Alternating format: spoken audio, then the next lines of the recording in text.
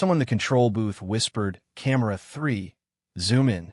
The lens tightened, slicing through the confetti-filled haze, straight to the front row of the presidential stand. Melania Trump, draped in pale beige, sat motionless, head tilted, eyes heavy, and for a moment, too long a moment, she didn't blink. The next voice wasn't a whisper. "She's asleep." "Jesus," someone muttered. "She's sleeping through it." Trump's voice thundered through the speakers, oblivious, or pretending to be. "This is more than celebration. This is declaration. This parade is proof that American strength doesn't take a day off, even on birthdays." He clutched the podium like it owed him something. A smile stretched across his face, plastic, polished, pulled from storage. No one clapped. The drums kicked in again. A beat too late. Behind the glass, the floor director went pale. Why are they offbeat? On another screen, soldiers in formation struggled to stay aligned. A left shoe struck pavement a second too early. Another turned right while the others marched left. From the analyst booth, a woman in military uniform spoke low into her mic. "If you've drilled for more than a week, your body knows how to self-correct. This isn't just sloppiness. This is a message." Back on stage, Trump stepped forward, lifting both arms toward the sky. "This is what patriotism looks like. Not protests, not apologies. Real Americans show up." The silence that followed wasn't quiet, it was cold. He scanned the front row. The seat marked Ivanka was empty. Another marked Barron had a velvet cushion, but no body. Don Jr. shifted in his seat. Tiffany stared at her phone. He looked straight ahead and forced a wider smile. "They told me," he said louder. "They told me we wouldn't have the numbers. They said the people wouldn't come. But here we are, millions watching." He didn't hear the production assistant whisper, "The aerials show barely a few hundred." He didn't see the tweet going viral. Hillary Clinton side by side. One photo of his parade with half-empty bleachers, the other, massive crowds across the country holding signs, "We have no kings." He didn't see the scrolling banner under the news feed. Ivanka Trump spotted in New York celebrating Kushner family birthday. What he did see, though, was a soldier near the flag drop his rifle. Clumsy. Out of place. He flinched, then reset his shoulders and bellowed, "This is the day America remembers who she belongs to." And at that moment, the choir missed a note. A flat harmony rang through the air like a siren. From the bleachers, someone chuckled. Don Jr. looked around. Did someone just laugh? Melania hadn't moved. Her head still tilted slightly, as if asleep, or beyond that, somewhere else entirely. And still Trump performed. They call this a vanity project. I call it vision. They call it a parade for one man. I call it a reminder for every forgotten patriot still watching, still hoping, still voting. A soldier stumbled again, then another.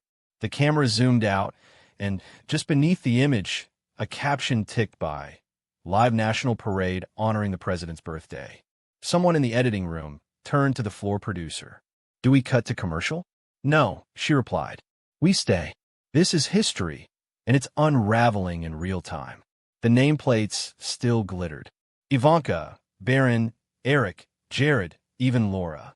Perfectly aligned, evenly spaced, shining under the noon sun. But no one had taken those seats. Trump narrowed his eyes. "Why are the cameras on the front row?" "They're on rotation," came the voice in his earpiece. "Then rotate them somewhere else."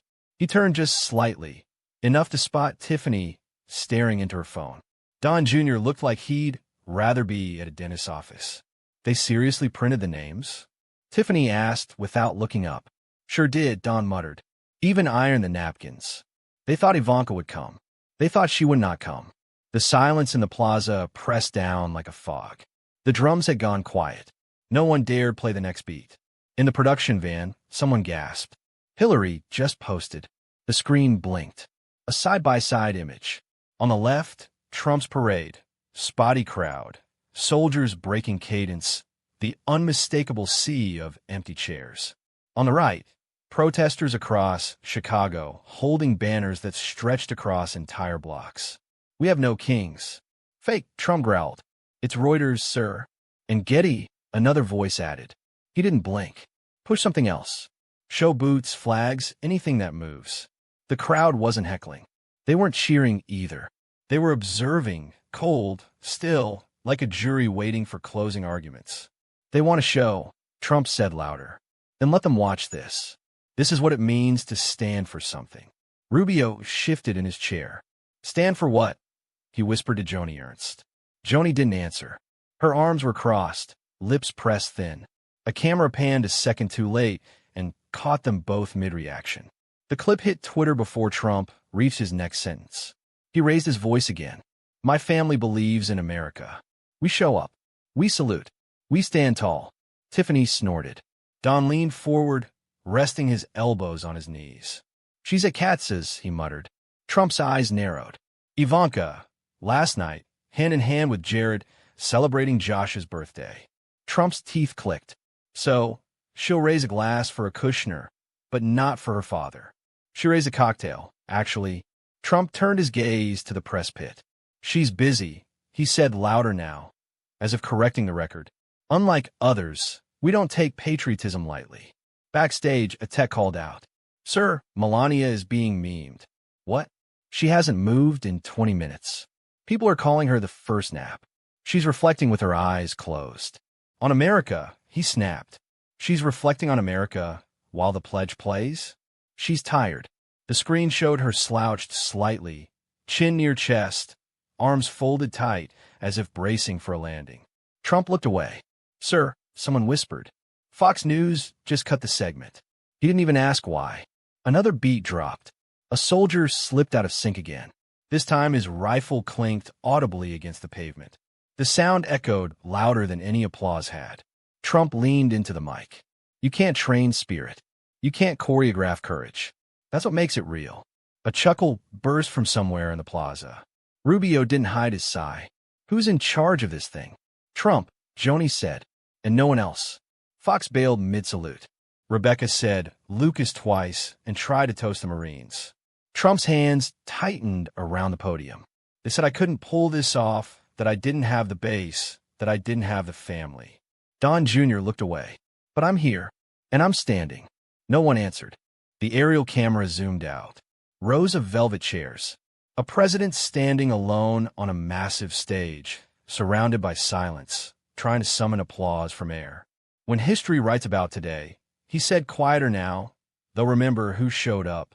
From a tree nearby, a bird chirped once and stopped.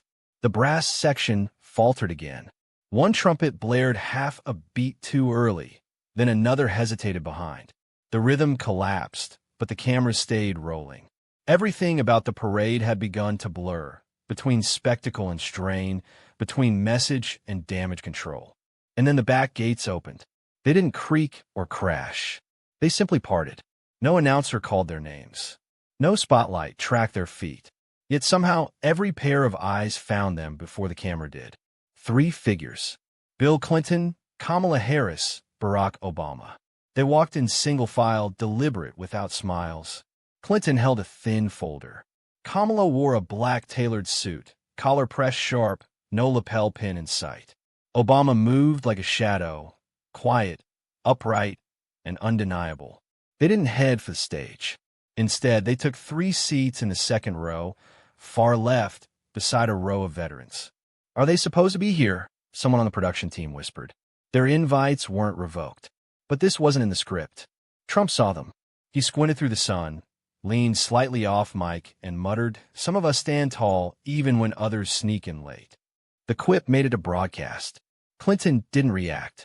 Obama gave a polite nod to the veteran beside him. Kamala glanced forward with the kind of expression only Washington could master. Composed, unreadable, razored. Mr. President, a staffer murmured from behind Trump. They're not moving toward the stage. Of course they aren't, Trump said through clenched teeth. That would require spine. Back in the crowd, a wave of murmurs moved like heat. Phones rose, flashbulbs flared. The camera caught Kamala rising briefly, stepping to the side and greeting a decorated veteran in a wheelchair. Hector Salazar, 78, former Marine, Bronze Star, Mexican-born. She reached into her coat, pulled out a pin, and attached it to his chest. For service, she said softly, and sacrifice. I didn't think I'd ever receive this, Salazar replied.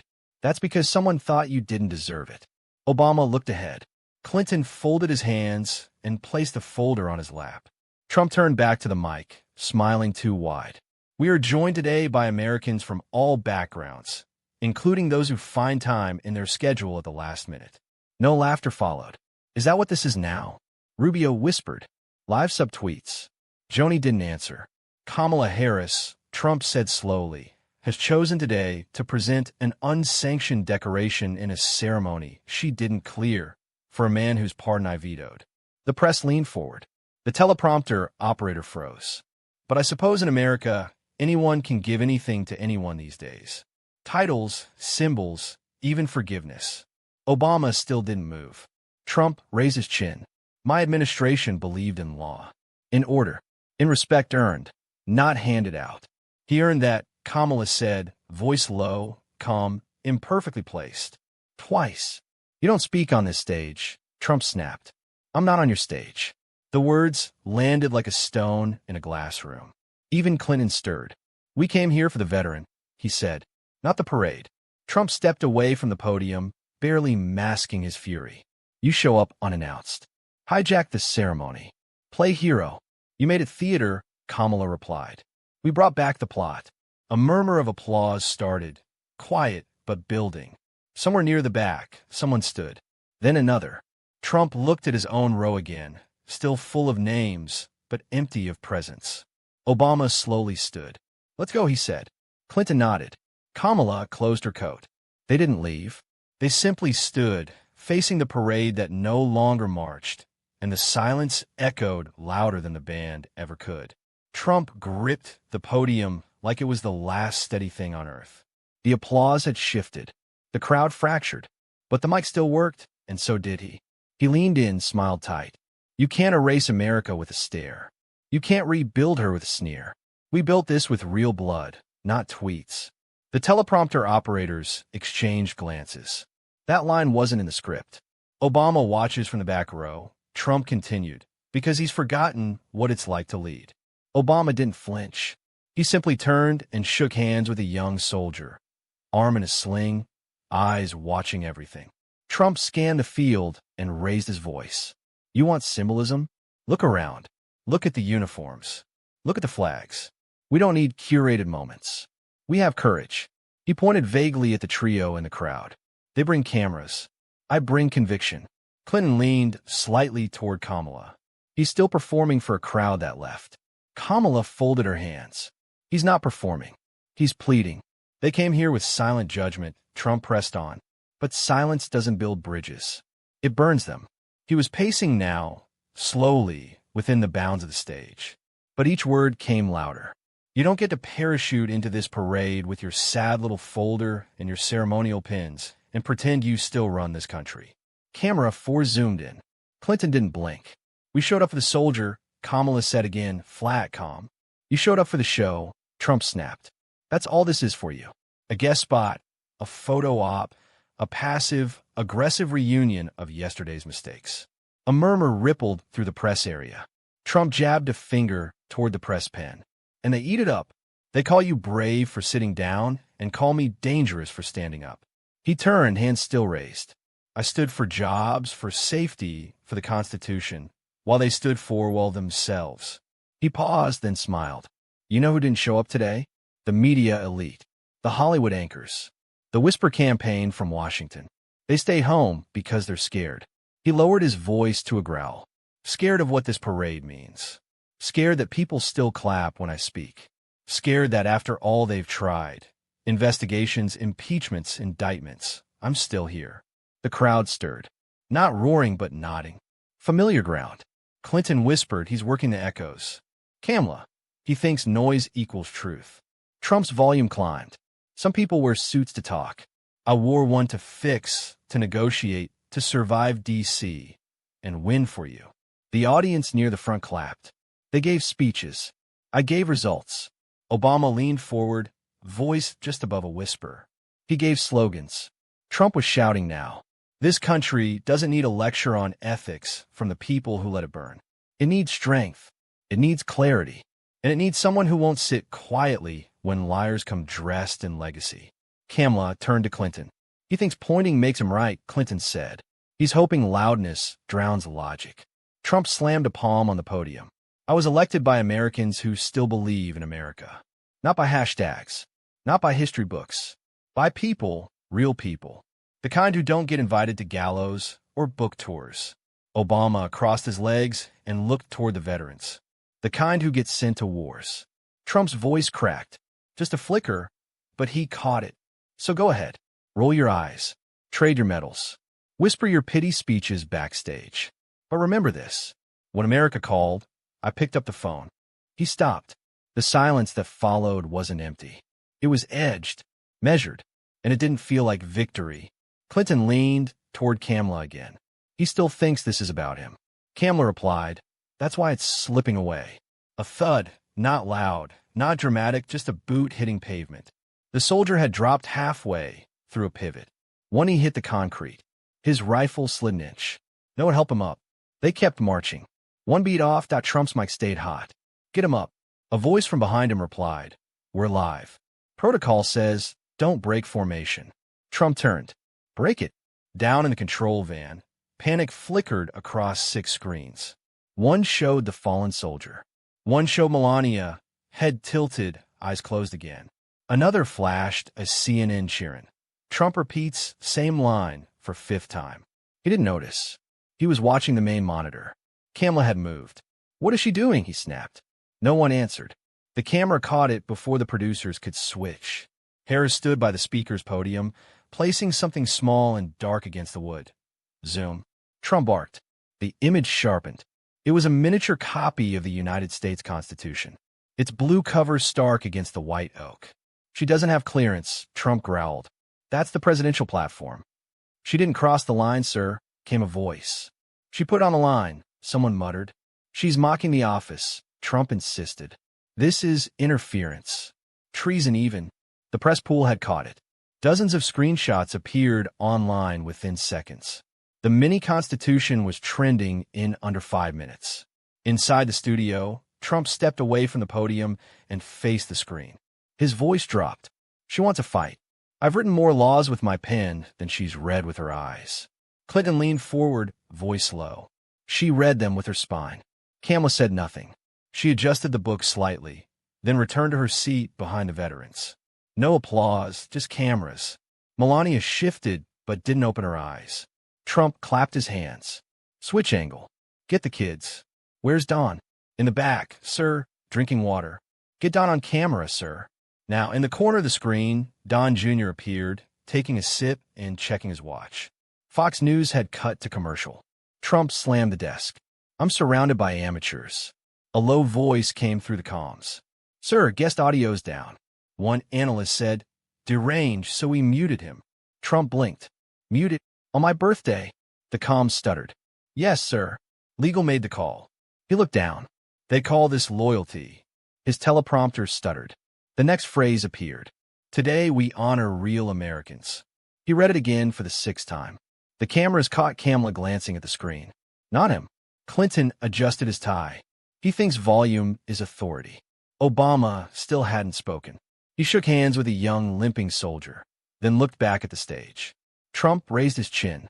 You think a pocketbook changes power? You think placing it like an ornament gives you the right to redefine us? He paced slightly, voice rising. This stage was built for warriors, patriots, not weaklings with cameras and hashtags. We bled for this flag. We built this country brick by tweet. A producer whispered. Sir, what? You said brick by tweet again. I meant it. Trump hissed. We crafted policy in real time. We inspired the people. The producer didn't reply. Kamala opened her coat slightly. A black pin on her lapel read, We the people. Trump saw it, and for 2 seconds his mouth didn't move. The parade hadn't stopped, but the rhythm was gone. The march was off. The speech had unraveled, and the camera held just long enough for America to see the silence that followed. A faint ripple moved through the crowd. Not applause, not outrage, something in between, a collective shift in attention, the kind that occurs not when someone speaks, but when they stop trying to. Trump had just repeated his 7th iteration of Real Americans Bleed Red, not retweets when Bill Clinton stood up. No announcement, no words, just the motion of a man who'd sat still long enough. He walked toward the stage. Not the podium, not the mic, just the stage. Trump blinked. What's he doing?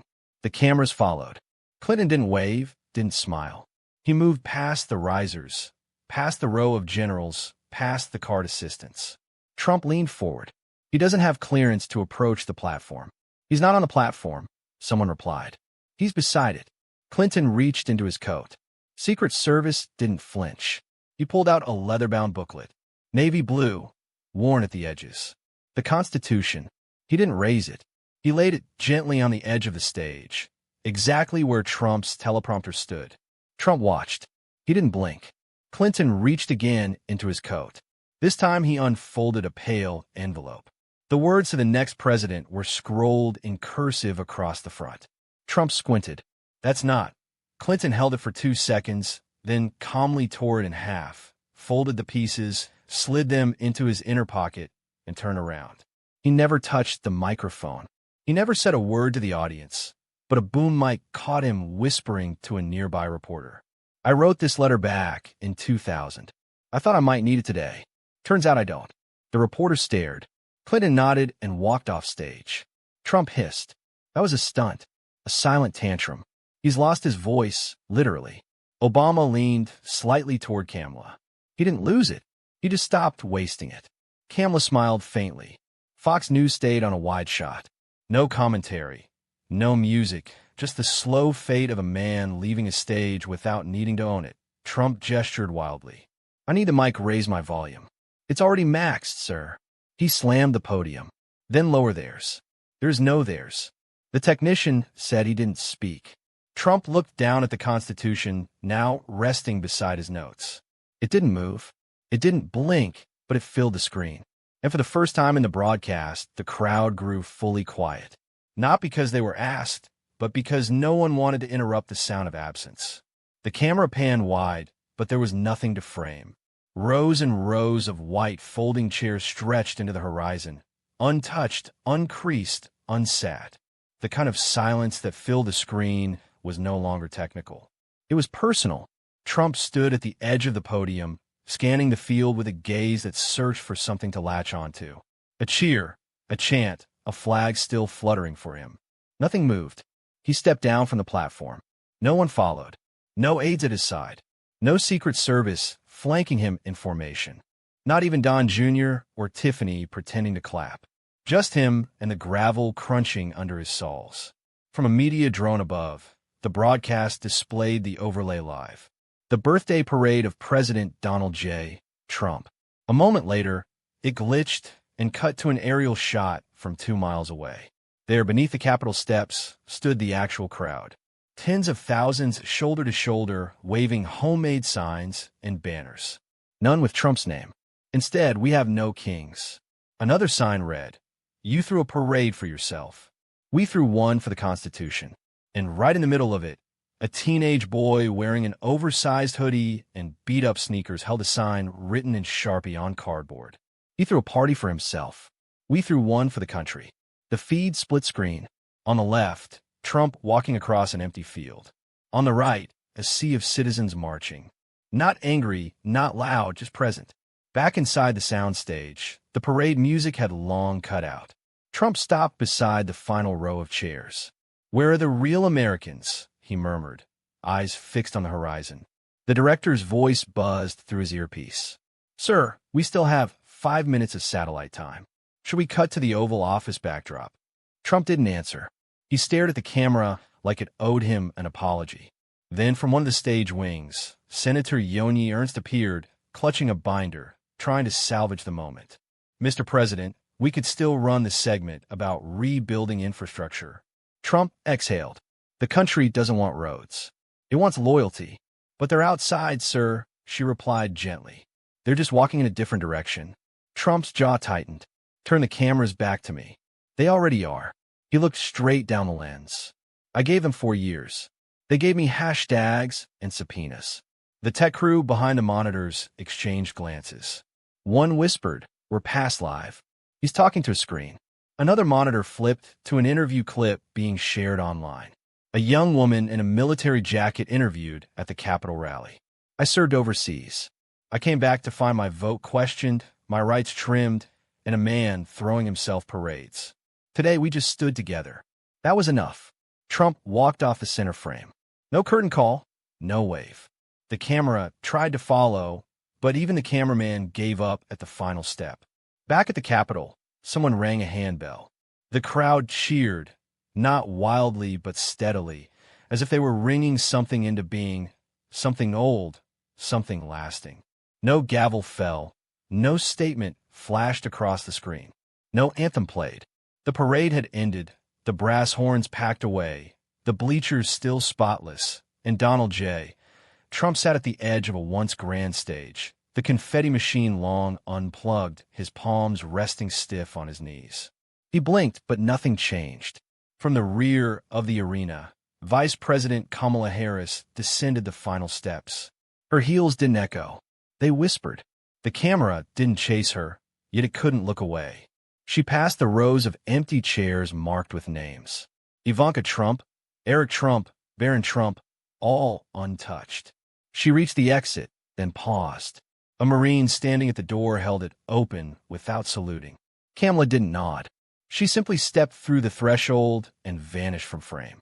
No wave, no words, only presence. Back inside, a staffer whispered into the comms. She's left. No reply came. 2 minutes passed, and then a pen scratched paper. Barack Obama sat at the old registry desk tucked beside the VIP section where presidents past and present signed their names during inaugurations and state tributes. But today there was no signature, just a sentence. There are parades and there are reckonings. He closed the leather-bound volume, stood and adjusted his coat. The air around him remained still like the moment before a thunderclap.